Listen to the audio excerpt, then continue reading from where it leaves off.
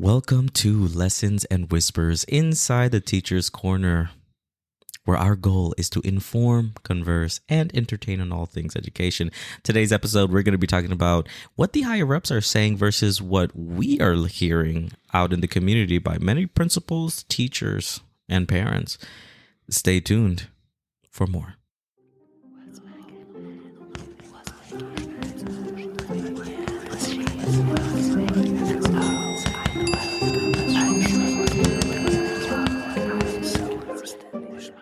Welcome back to the podcast.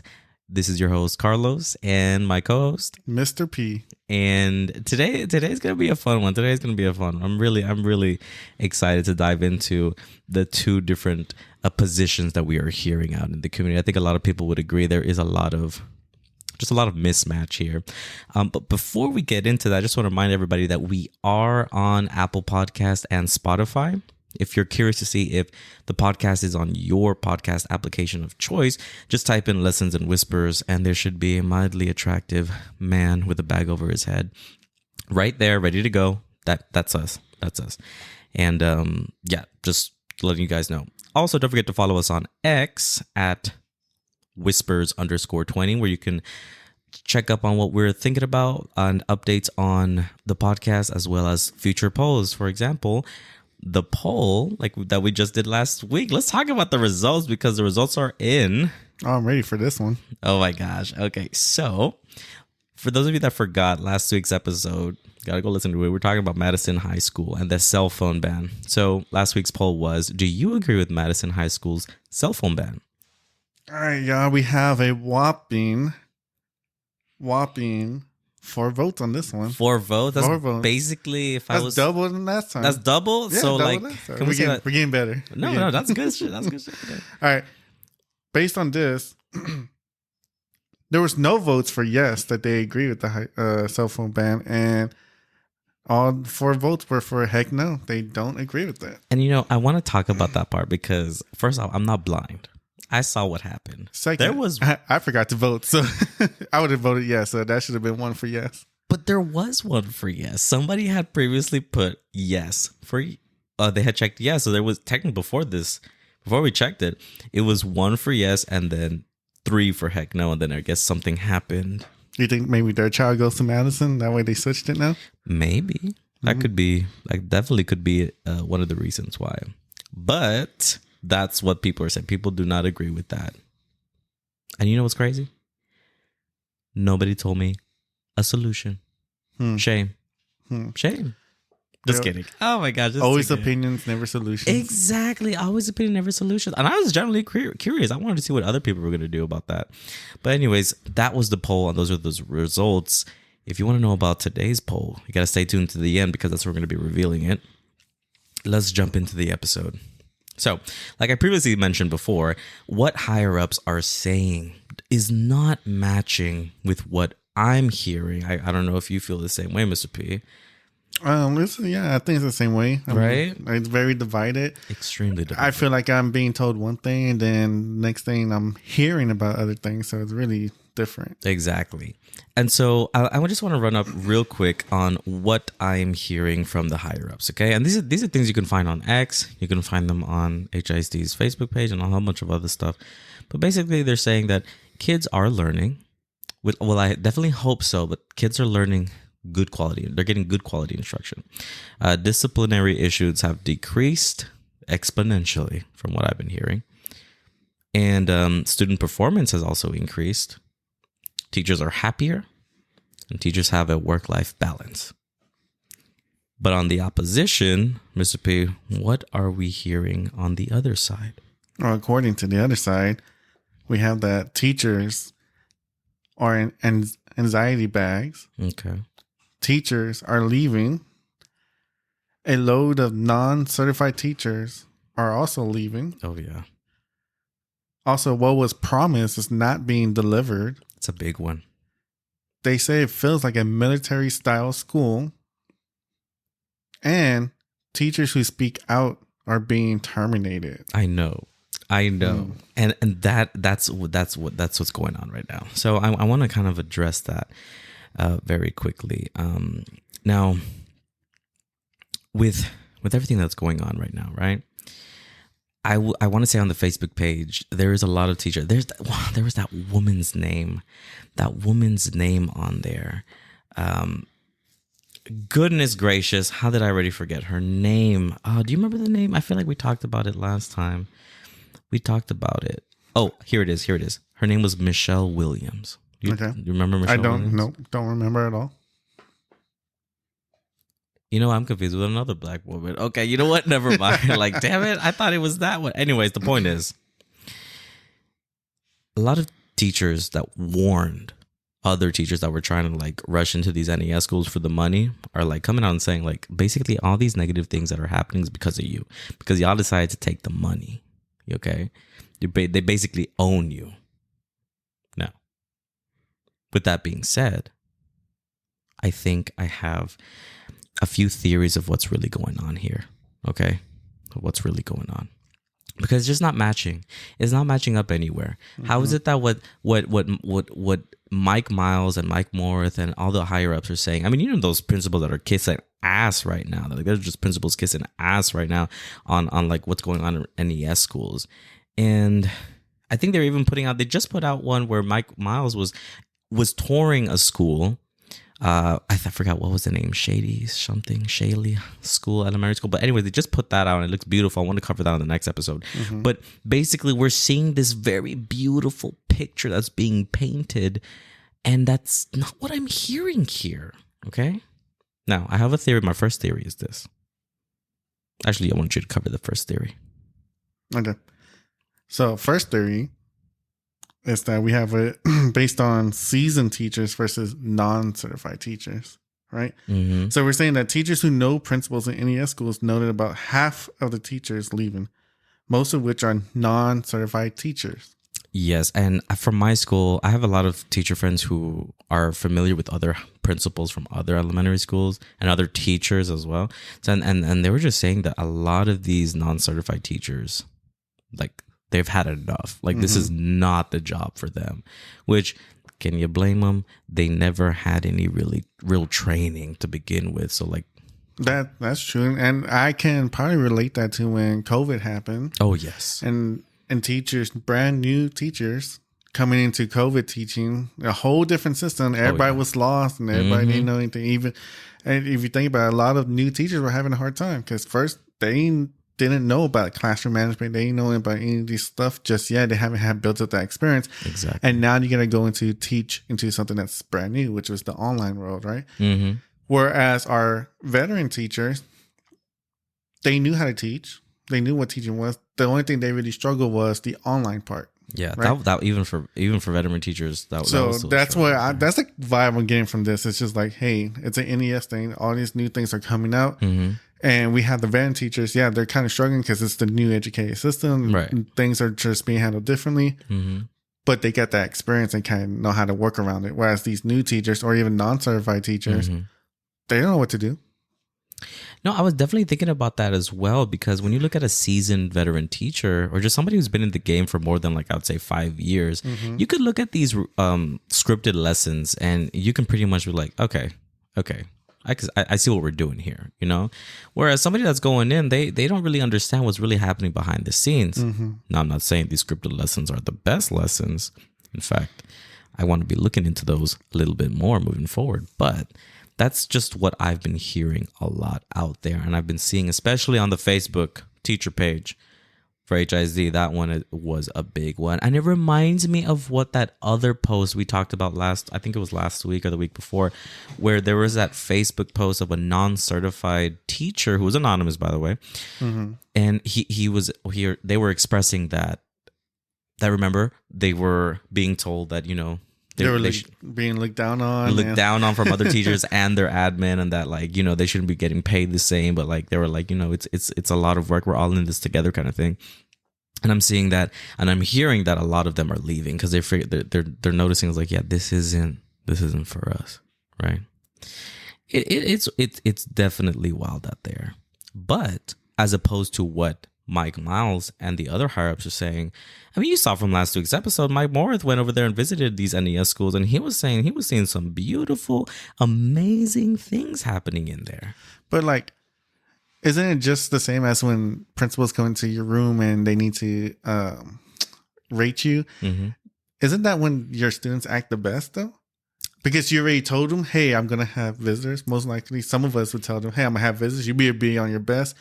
And the whole rest of the time, they might be shit, might be doing the worst. Oh, yeah. And just that one time when that visitor comes in, they're doing the best. Could that be a possible thing that could happen when Mike Morath came into that campus? It's like, hey, we're having this person coming in. Right. We better be on our best. We better be on our best. I bet they were like, okay, we need to use those disciplinary little sections in the library. We need to be using that. I'll get him, her over there. Let's get them out of here. We know what they're about, kind of thing. I wouldn't be surprised. I wouldn't either. I would be. I mean, I tell you, it's wild. But that brings me down to my second theory of what's really going on right here. And this one's a little controversial, but I stick by this one. I think Mike Miles and Mike Morath are secretly dating. Before you start throwing your hands up and saying this guy has lost his mind, I want you to think about it. He's lost it. No, I really want you to think about it. The way they talk about each other. I think that speaks volumes. They're just bros, man. They're just bros. No, this goes That's a bromance. deeper. This goes deeper. I don't know, somebody's sucking somebody's dick. That's all I'm saying. I really do feel like something's happening right there. And let's look at the evidence. Evidence one, they would actually make a cute couple. Let's be real. Mike Morath and Mike Miles. I mean, they could be called like the M&M pair. I'm like, that's so cute, right? That's cute. Wouldn't that be cute? If you think that's cute. I think that's cute. They could wear matching t-shirts and stuff like that. I think that's a pretty good amount of evidence to support the fact that Mike Miles and Mike Moore are the secretly dating, which means why they're so close and so like on each other like that, like literally physically on each other, but also like emotionally and mentally on each other, because they both just compliment each other on the daily right now. And they look nervous. I see the way they look on in the pictures. So are you trying to say that's the butterflies talking? Probably. Basically, that's definitely the butterflies talking over there. And you know what? I support it if that's the thing that they want to do. But like, you know what? Can you at least fix what's going on right here? Because there's too much shit going on. For example, a lot of people on the Facebook page, they're talking, they don't like any of them. What are the odds that Greg Abbott would appoint 2 mics? What are the odds? You tell me. Based on that, 100%, because he did. That doesn't make any sense. That makes absolutely no sense. Kind of like how there are a lot of people that listen but aren't following us on X. Yes, that's right, Al. You can follow me on X at whispers_20. We're going to be posting polls, reposting a lot of crazy stuff that's going on right now in the HISD teacher page. And also what's going on. Oh, I love this. So good. The gossip. I love it. I mean, you know, gossip. It's good stuff. But regardless, you should be following us on X at whispers_20. All right, let's go to our third theory. All right, so let's get into some facts probably here. HIC is just what, too big? I think it's a little too big. Just a little too big, right? I mean, if you think about it, if you drive 610 around all of Houston, it's going to take you a good minute. It's like, and they're very different, I would say. It's just, it's wild. It's too big. And so the reputation is there for a reason, right? And then other school districts are performing very well, right? So why? So if you look at our school districts, let's take KDISD, for example, right? Probably one of the top districts in Texas that we have, right? And it's very close by, too. You can take a 30-minute drive. You're already in Katy, right? So why is that district doing well versus our district? Again, it goes back to the point. We're just too big. Maybe we do have schools that perform like KDISD. Right. Which we do. We got Bel Air, we got Lamar, we got Carnegie, we got DeBakey. All these schools can perform like that. But what about the rest of them? What's that have to do with? Is it the community? Is it the school itself? Is it the teachers? Is it the principal? What is it? And I feel like there's just so much that really goes into that, because like the one size fits all model, it just doesn't work. And I feel like that's what's happening right now, is that Mike Miles is putting in this one size fits all approach where it's like every school needs to do it this way. But I feel like not every school has the same needs. I feel like you gotta really tackle them on what, like look at the community and who we're serving and what exactly do they need. I'm telling you, not every community needs the same thing. And not every community, you know, I feel like we've forgotten that part. Differentiating. They tell us to differentiate in class. Well, are we differentiating with our schools? Based on what they say for NES, yeah. With the LASSE differentiation. That's how they said they're doing it. That's how they said they're doing it, but that's not what the teachers, the real ones, are really saying, They're noticing There's that divide again. It's that divide again. Like they're noting other things. They're seeing other things that are happening. Mm-hmm. I mean, when let's look at Madison and Lamar again. We talked about this in the previous episode. If you haven't watched it, you should go watch it right now. I mean, listen to it. We have we a TV show. The point is, when you look at the location for these two high schools, now I'm telling you this right now, Madison High School. When you look at the data, when you look at both schools, okay, when Madison. And like take location and everything, right? Okay. Madison is their graduation rate is a 79%. That's passing, that's passing, and almost 80 if you think about it. No, and that's very true. But let's look at the proficiencies right here. Okay, I feel like there's a lot of difference here. Okay, science proficiency for Madison is a 19%. 19%. Okay. Reading proficiency is 22%. Okay, so how are they graduating? Mathematics is 6%. That's the lowest. Granted, math is a little hard, I will say, in high school. And passed at least one AP exam was 11%. Or took at least one AP exam is 35%. Okay, this is usnews.com. Okay, they have like all the data. You can look up the school and then you pull it up. Their ranking right now is their national ranking is between 13,000 and 17,000. Okay. In Texas, it's between 1,200 and 1,500. That's their ranking, and it's number 34 out of 45 in Houston Independent School District high schools. It's just But now let's look at Lamar for a little bit. Okay, graduation rate is 95%. Okay. That's already like that's an A+. That's already like up there, right? Now, science proficiency is at a 58%. That's like more than double of what Madison was taken out. I mean, still it's 58%. It's like still, it's not good, but it's definitely better. Reading proficiency is 68%. I mean, 22% versus 68%. So they're almost up there. Mathematics is almost as low. It's 23%. It's definitely more like 3 times higher than Madison. But it's look at their national ranking though. Like I told you, for Madison it was 13,000, between 13,000 and 17,000. Lamar is at 1,900 national ranking. That's not in the United States. It's number 197 in Texas schools. Madison did not get close to that. It was between 1,200 and 1,500. Like that. Like it's it's just definitely doing better. What about in HISD now? What about in HISD? In HISD, this one is number 18. Number 18? Number 18, and Madison was number 34. Okay. So that means there are other people doing better in HISD. It's crazy is that there's a school doing worse than Madison. Oh my gosh, yes. You're like if you think about it, there's one more school. Exactly. And so like, I take that into account. Now this part I always like to go into this, but like this is the minority enrollment, okay? When you look at the minority enrollment, I believe Madison right now is at 98.9% is the minority, right? We got 63.8% Hispanics, 34.1% Black, 1.1 white. Everything else is just something else, right? Okay. It's like less than 1% for each one. Let's go to Lamar. It's 76.5% minority enrollment. So it's definitely less. I mean, Madison was at 98%. This one's at 76. Okay. 40% is Hispanic. Okay. So about 20% less. 26.8% is Black. So it's a little less than what Madison was pulling out. Now, this part is 23.5% they're white.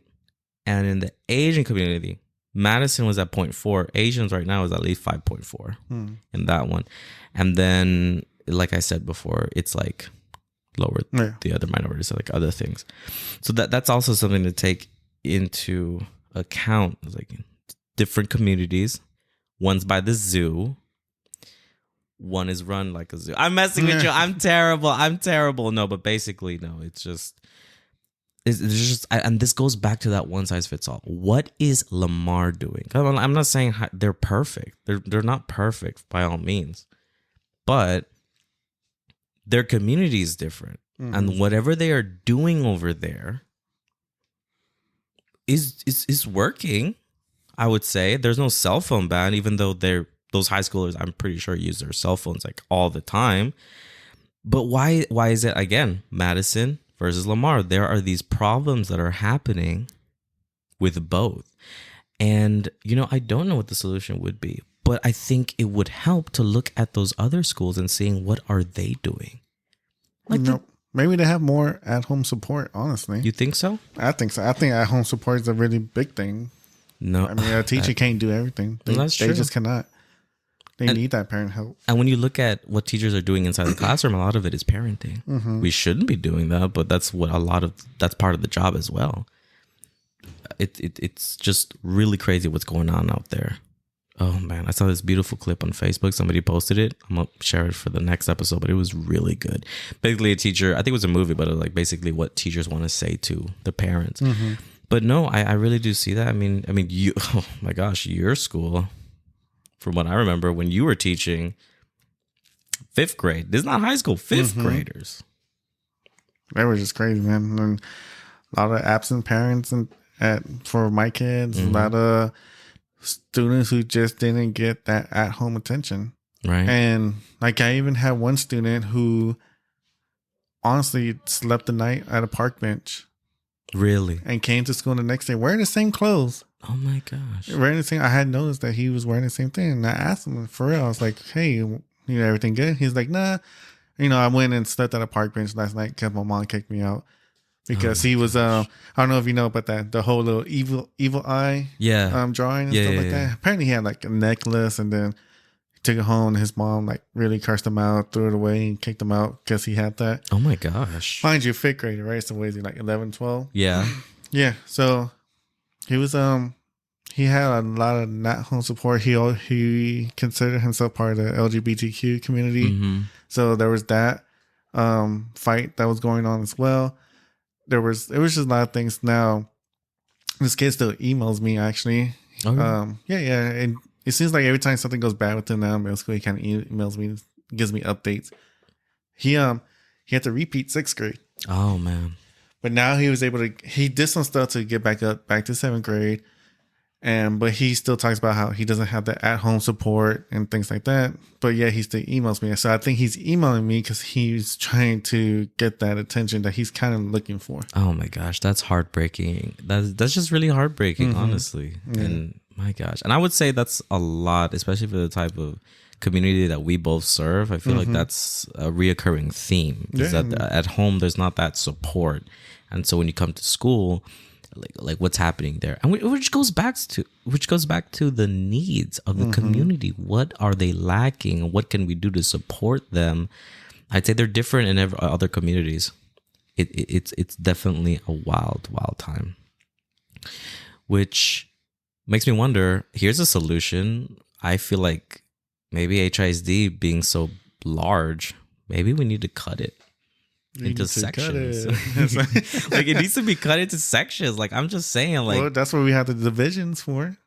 Yeah, but like we got West Division, East Division. No. We need more. We need more. I think we need like an HISD part 2. Like an 8. Like that's HISD 1 right there. That's HISD 2. Like I don't know. It's too big, and I don't know if these divisions are, because I feel like there's a lot of politics going on with this. Like there's just a lot of shady stuff going on right now, especially in HISD. I mean, like we said before, there's a reason why HISD has the reputation that it has.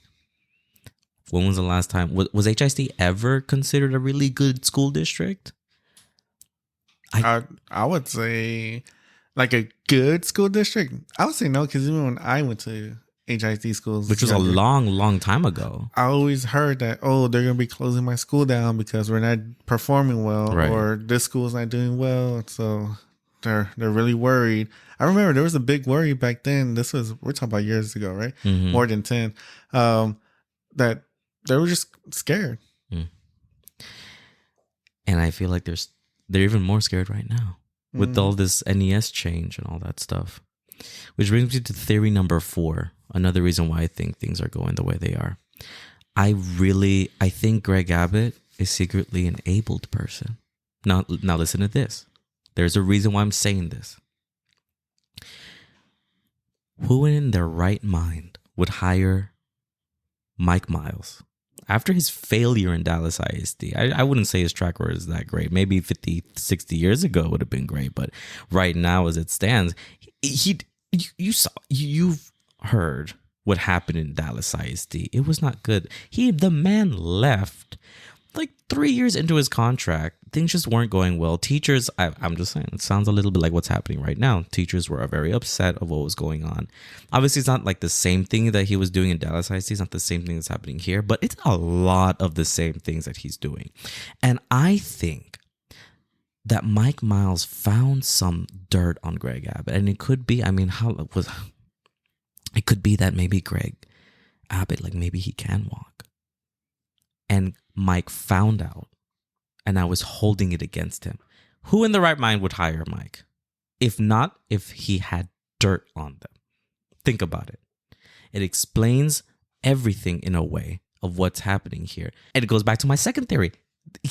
Mike Miles and Mike Morath, they're dating, and they both have this secret on Greg Abbott, and now Greg Abbott doesn't want his secret to go out, so he hired these two men to do it. What are the odds, Mike and Mike? It doesn't make sense unless they have dirt on the man, and I think that's what the dirt is.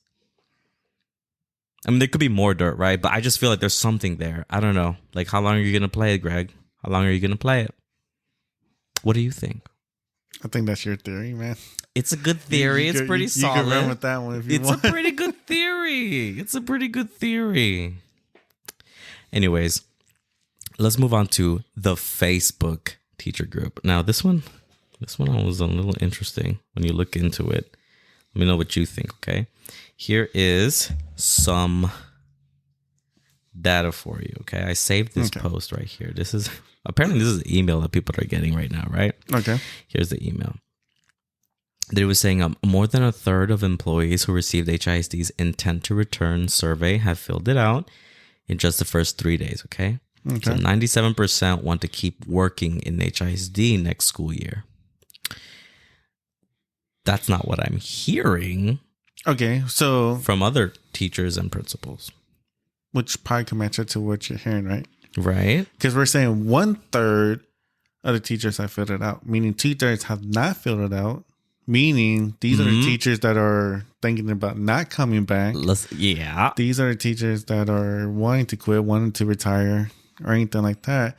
And even with your 1/3 that did answer, 97%. So they're trying to use a good positive number. Hey, out of this, 97% want to come back. But did you forget about the 2/3 that haven't filled it out? And they're just trying to make it look good, make it sound good. Like there's some good stuff happening. But there's more. Listen to this. Okay. In addition of the respondents so far, look at this. 98% of current NES teachers want to keep teaching in NES schools, which is different from what I've been hearing from my coworkers, because they've been saying, the principals that they know and other teachers that are actually at those NES schools, about half of them are leaving. Now, I'm not saying I can't speak that. I'm pretty sure they're not speaking for every NES school. Yeah. But like half, that's a lot of teachers that are leaving. That's true. So until we get a full, all thirds of it, 3 out of 3 or whatever. Yeah. 100% of teachers, sorry, let me rephrase that, complete the survey, then we could get a better understanding of how many actually do want to stay. Because again, based off the 1/3 of the teacher population, this many said yes, but the 2/3 said no, Yeah, and I don't see a lot of people from other districts trying to run over here to HISD. And those districts aren't as big as HISD. So I'm wondering, are some of the teachers that are maybe are staying, do they even have a choice? Like I'm thinking about that as well. Like, do they have a choice? Certainly, I don't know. Which goes back to this part. 94% of teachers who are at non-NES campuses that is joining the NES in the fall want to stay at their campus. To me, I'm just like, I already said for myself. I don't know if maybe other teachers feel the same. But if I already said, if my school turned NES and I qualify to stay, I would stay. Yeah, because you're getting that pay boost. You're already kind of doing the work that's already an NES school is doing already. Mm-hmm. Why not get the pay boost? So yeah, I can see why teachers that are becoming NES do want to stay. Because eventually, where can you rent to? It's going to be everywhere. Eventually. So why not stay at a campus that you know the admin, you know the co-teachers, you know everyone around you, you know? Which goes back to the one you interviewed at another NES school. Like, even that teacher said that if you have a good admin team, it can work. You know, if you, especially if you're a seasoned teacher and you know how to just work in this kind of environment, it can work. And it really does have a lot to do with the admin team. I think so. I can see why leave when you know the admin, you know the community, you know it. So just try to see if you can figure out how to survive in this kind of situation. But even I would say, even if my school didn't turn NES, I would still stay. It's kind of like, what's the point, you know? Yeah. Because like how we said before, a lot of what we're thinking about NES is coming from what we've read. That's true. What they're promising. That's true. And so those are the opinions that I have. I have not lived it. So part of me is curious to know, like, what is an NES school like? Well, I'm not going to go running over there either. You know, I already have a job here. I'm not going to risk it, which I feel like a lot of teachers would do. You know, I've heard some leaders at some campuses are visiting NES schools because they're going to be NES and that they're going back to their schools telling them it's going to be great. Really? So is that another part of the divide right there? I'm wondering, like, maybe they're masking something. They're hiding something. I'm like, once you're in, you're in. And that's something to really look into. And here's the last part of it, which I thought was interesting. 14% of teachers who are at non-NES campuses want to transfer to an NES school.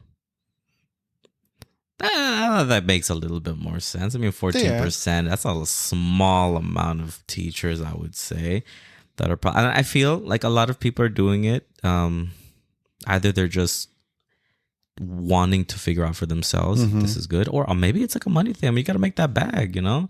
And this is an opportunity, especially if you're a seasoned teacher and you know how these things work. You could be making pretty good money here. I mean, have you seen the average pay for some of these positions? That's according to if it's true, right? That's according to if it's true, but like some of these pays, which I hear they're averages. So like just because you see the number there doesn't mean that you're going to be paid that much. It's tricky, man. It's really weird. Which is why I can understand why some of the divide was they're not promising what they said. And it's just, well, maybe we look at the fine print, maybe we look at what the average is and things like that. Right. Probably it is not being what you originally thought, right? But I don't know. Man, because like some of these positions, man, they pay good. Making 80 grand for some of these positions. I'm just like, damn. It's wild. But somebody screenshotted this and posted it on the Facebook teacher page. And I just thought that was interesting because I still haven't done mine yet, but like I haven't done mine yet either. So we're part of that 2/3 I haven't done it. Right? I'm just like, who has the time these days? But that's just wild. I think we got till March 1st to complete that. March 1st? Okay, so there's still time. I can think about it. Just kidding, obviously. And I think that's where most of the 2/3 is thinking. It's like, there's still time. Let me think about it. Right. Let me see how things are going to go within this month. Also, they were supposed to like revise the compensation That's manual. Right. So I think a lot of people are waiting for that. Yeah, because money's a thing. Money's definitely in this economy. Yeah. Come on now. Money's not everything, but it's important. And that's which, you know, one of these people I told you from earlier in today's episode actually was talking about how, because there's a lot of teachers complaining about it, right? And so there's these same people that are coming on posting and like commenting saying, look, y'all looked for this. Y'all who chose the money and chose to do all that stuff, y'all sold yourselves to this program and now y'all are complaining about it.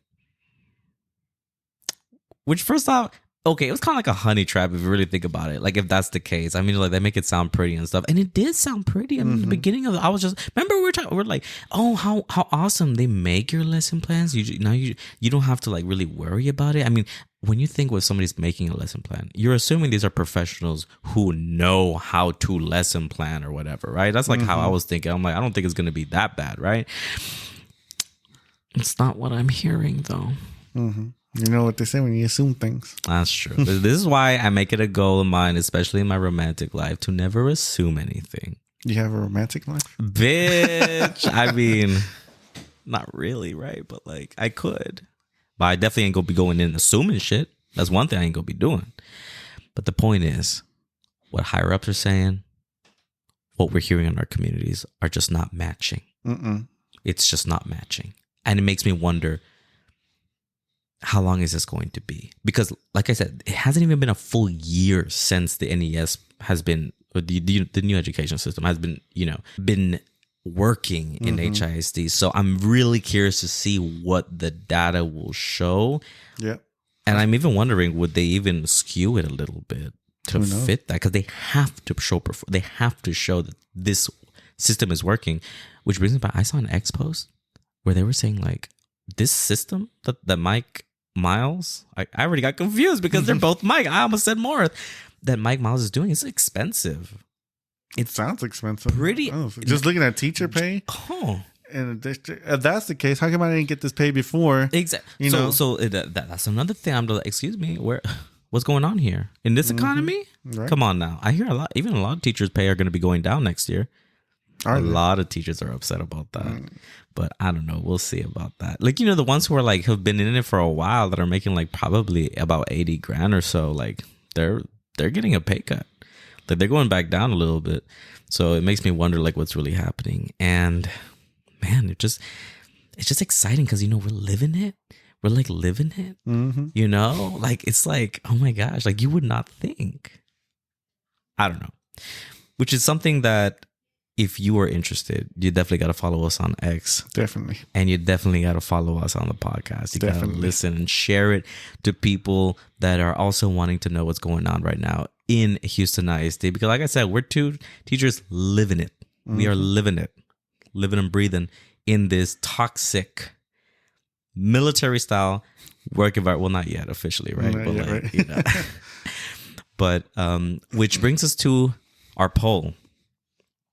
From our 4 theories that we have shown everyone, whoever's listening today, we want to know which theory you feel like that could be an issue. You feel like maybe that is what could be a problem right here. I'm talking all 4 theories, all 4, every single one. We want to know what you're thinking. Vote on this one. I'm curious to see what you guys think. And like I said, if maybe there's a theory on there that you have a different theory that you want to bring up in the argument, for sure, at us, share it with us at whispers_20 or private message me on X, and then we can look at that and we can put it up on the next episode to see what you guys were actually thinking. Because like I said, part of the goal here is, we want to be able to give you guys the information, but also converse with you guys and also entertain with you guys. Because y'all, if you took everything I said seriously, you need to reevaluate yourself. But no, some of them, think about it. I really want you to think about it, especially theory number 2. Anyways, this is Lessons and Whispers inside the Teacher's Corner. I'm your host, Carlos, and my co-host, Mr. P. And we will see you on the next one. What's back?